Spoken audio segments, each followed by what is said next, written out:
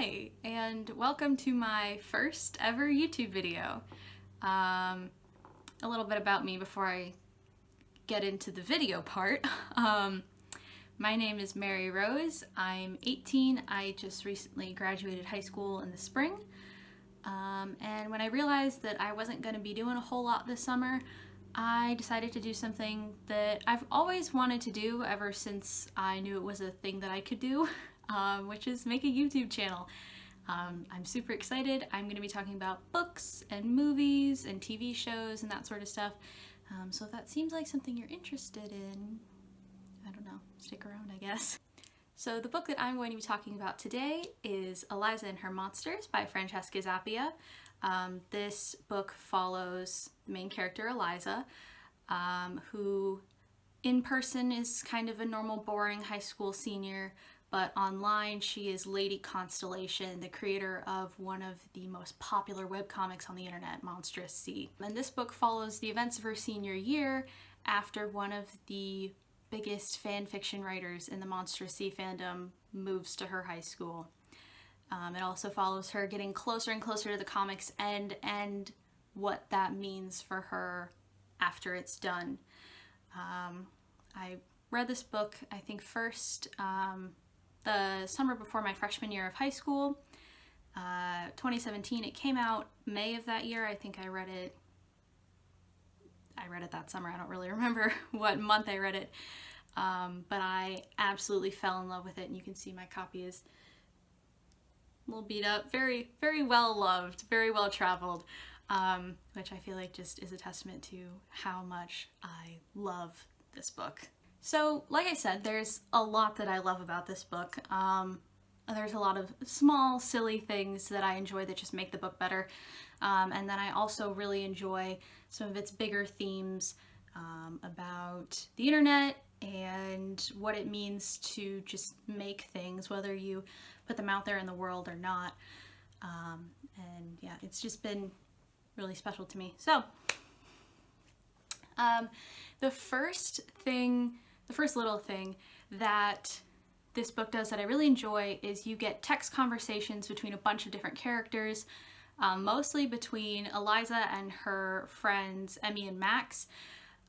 They help her kind of run the Monstrous Sea fandom, essentially, and they don't know each other in real life, so the only way that we get a sense of their character is through the text messages and what Eliza as a narrator says about them. And it's just a really interesting way, I think, to create characters. We never see them, like, we never hear from them directly in the book other than these messages. And so I just thought that was really interesting, because these are Eliza's closest friends. You would think that they would, I don't know, not play a bigger part necessarily, but have a more obvious presence in the book, but it's just through these texts. And I still think that we get a good sense of who they are as characters and as people. And I think that part was really well done. There are also texts between Eliza and Wallace, who is the fanfiction author I mentioned. Those are kind of fun because we see them talk, obviously, throughout the book, but the text messages sometimes come up where there's a little bit more of a tense conflict going on, or right at the beginning when they're sort of getting to know each other and things are just a little bit awkward. And I feel like it does a really good job of, I guess, conveying whatever emotion is going on, even though it's still just a text message, or a series of messages. So that's just something that I really enjoyed. Another thing that I enjoyed about this book is how much attention to detail is put into stuff that kind of falls into the background a little bit. So for example, there is this teen soap opera called Dog Days that's brought up throughout the book, and we never hear a whole lot about it, but we know that it's this like silly, goofy show that either takes itself way too seriously or not seriously enough. And it's kind of a thing within the Monstrous Sea fandom that everybody knows of and likes to watch. I just thought that was a nice touch, as well as the Children of Hypno series that is mentioned, especially towards the end of the book, and its author, what was her name? Olivia Kane was the author's name. And so it was just really nice to see little details like that that make the world that this book is taking place in feel so much more realistic, because obviously Eliza's going to have interests other than Monstrous Sea. Even though that is her priority, that's like her baby, that's what she does, she still has other interests outside of that. And kind of going along with this, the relationship that Eliza has with the different members of her family are also really interesting to me. And they're definitely their progression throughout the book. She has 2 younger brothers, and at the beginning she kind of describes them as annoying middle school boys. They're only there to bother her, essentially. And as someone with younger brothers, I can totally relate to that. But their relationship with her kind of grows a little bit throughout the story, and they become less like 2D characters and more of these very real people who, just because they're teenage boys doesn't mean they're any less complex than any other person, obviously. And by the end, they do have like a nice relationship. They definitely understand what Eliza does, whereas her parents don't, and that's part of the conflict between Eliza and her parents, and what sort of triggers the climax of this book. I don't want to say anything that's too spoilery. That's not what I want to do here. But the relationship between Eliza and her brothers definitely has like this nice progression and ending, and they kind of understand each other a little bit better by the end of the book. Whereas I'm not sure Eliza and her parents do. Like I said, they don't really understand what Monstrous Sea is, or how big it is, or how much of herself Eliza has put into it. And this is kind of the driving conflict between them. And like I said, what kind of creates the big climax in the book. After that, everything kind of spirals out of control. But again, it's just interesting to see such detailed family dynamics. I don't know, especially as someone who has younger brothers, it's kind of funny because reading some of these, they are siblings. Sometimes you can tell when an author writes siblings and that author did not have siblings. If Francesca Zappia doesn't have younger brothers, she somehow managed to absolutely nail the nonsense that is sometimes the relationship between like an older sister and a younger brother or two. At least speaking from my own experience, obviously. Another thing that kind of is one of the main conflicts throughout the book is Eliza's moral dilemma with Wallace, because he immediately tells her who he is in the Monstrous Sea fandom, like kind of right off the bat when they meet. It's not the first thing that he says to her, but it's pretty darn close. And she decides not to tell him that she's Lady Constellation. And this, again, is another one of the conflicts that leads to the larger climax at the end. I'm not going to say what it is, but it definitely creates the tension that exists between them, because they have very different families, first of all, which also kind of creates that tension. But more often than not, there is tension just because Eliza wants to tell him something, but she can't because it has to do with Monstrous Sea and Lady Constellation. And there comes a point where she's in so deep that to tell him now or tell him at that point in the book rather, would be seen as a betrayal of sorts.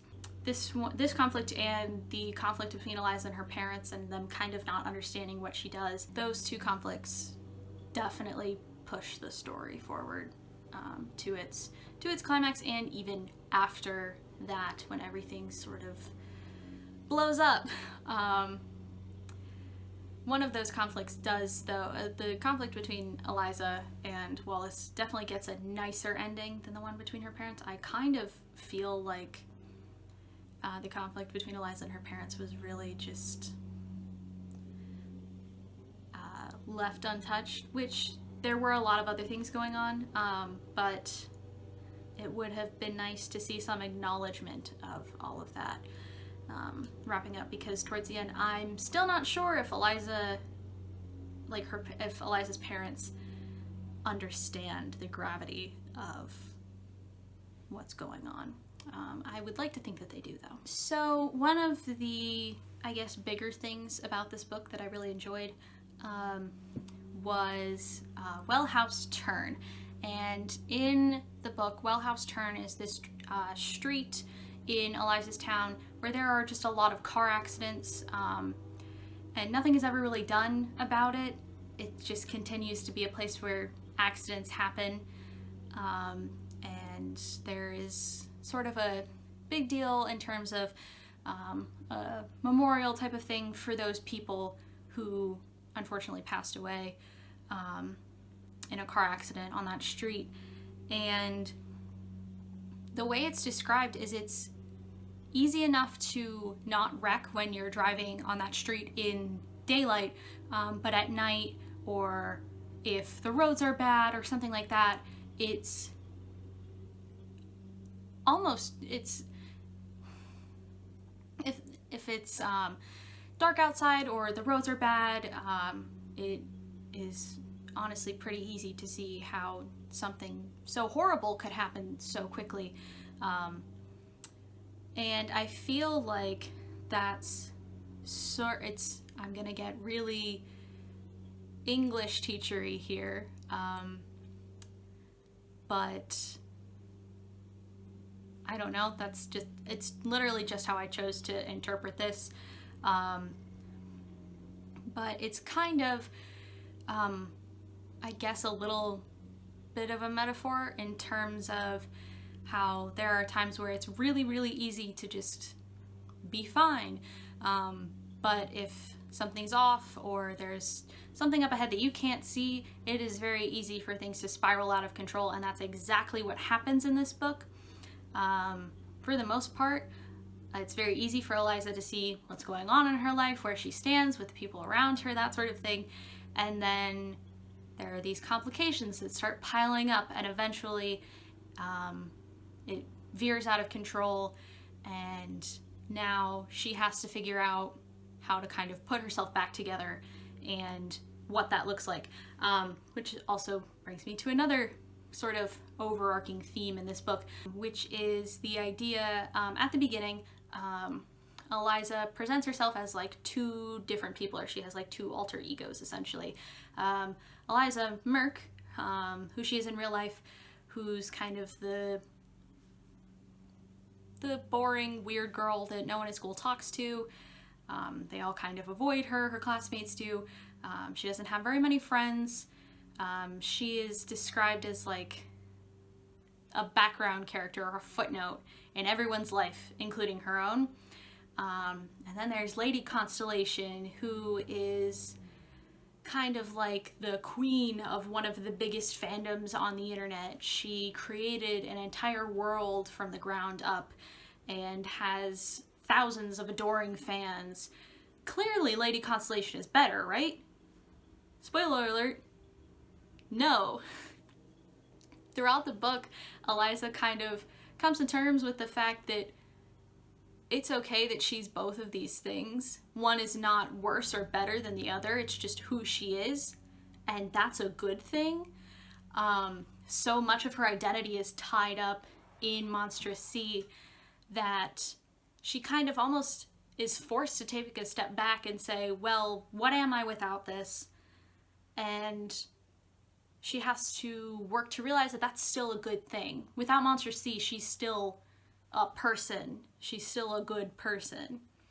And I just think that's really interesting because it is so easy to get swept up in fandom and like make that your entire identity, or anything for that matter, not just books or TV or movies or music or comics or what have you, or sports or anything. It's so easy to get swept up in something and make that your entire identity, that if that something somehow becomes like tarnished or tainted for you, you have to take a step back and say, who am I without this? It's such a weirdly personal struggle to have to watch this character go through. And so I really appreciate the sort of thought and detail that went into that,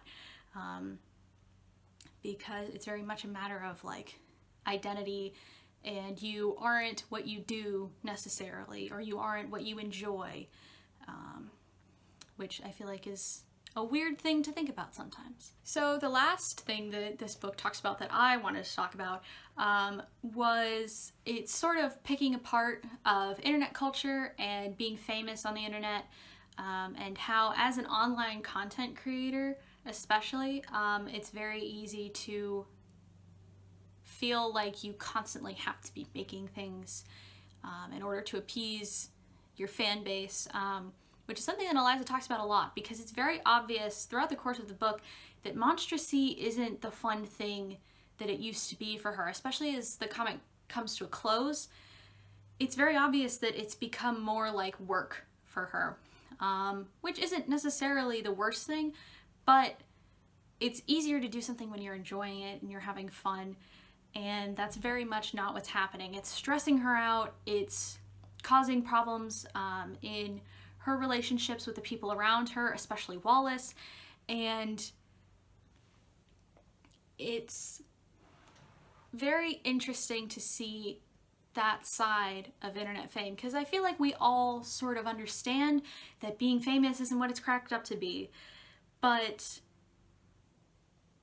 and I know that there are content creators, especially now, are more open about the fact that they are people. They're not just making things, like they're not just for consumption. They are also people who might need to take a break from being online or making things or all of the above and just step back from everything.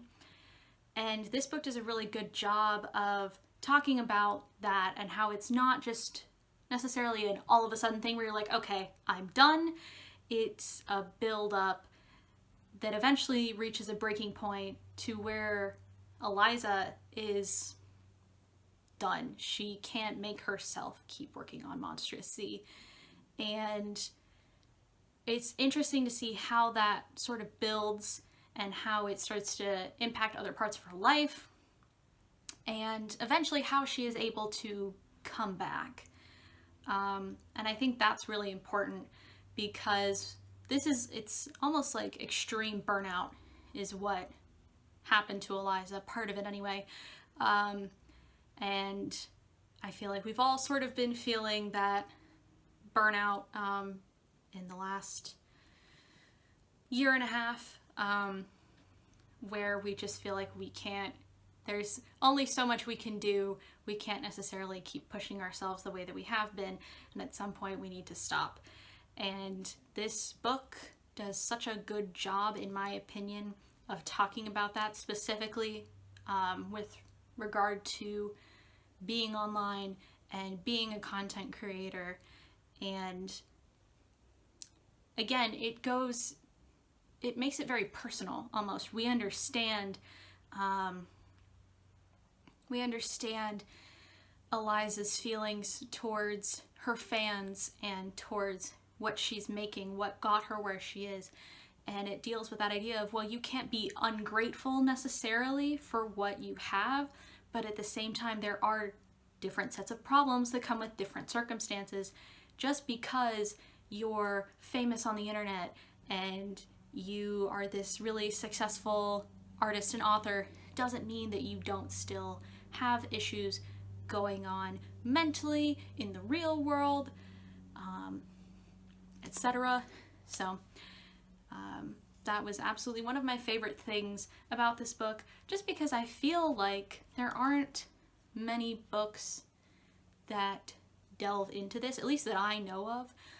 like the mentality of creating content online and having people kind of looking to your every move, and maybe to an extent forgetting that you're a person who needs to like go outside and eat and drink water, because they are so focused on what you're making for them that everything else just sort of falls to the wayside. So that is really all I have to say about Eliza and her monsters. Yeah, thank you guys for sticking around if you did. If you liked this video, I guess give it a like. Obviously there's nothing else up on my channel right now, but if you want to see what else I'm gonna make, because I will be making more stuff, you can hit the subscribe button. If you've read this book, or if you think you're gonna read this book, comment below, especially if you think there's anything that I missed. I made sure that I took notes on what I wanted to talk about, because this book is really, really special to me. So I wanted to hit the big things without spoiling it, obviously. Thank you so much for watching, if you watched all the way to the end, and I'll see you guys later.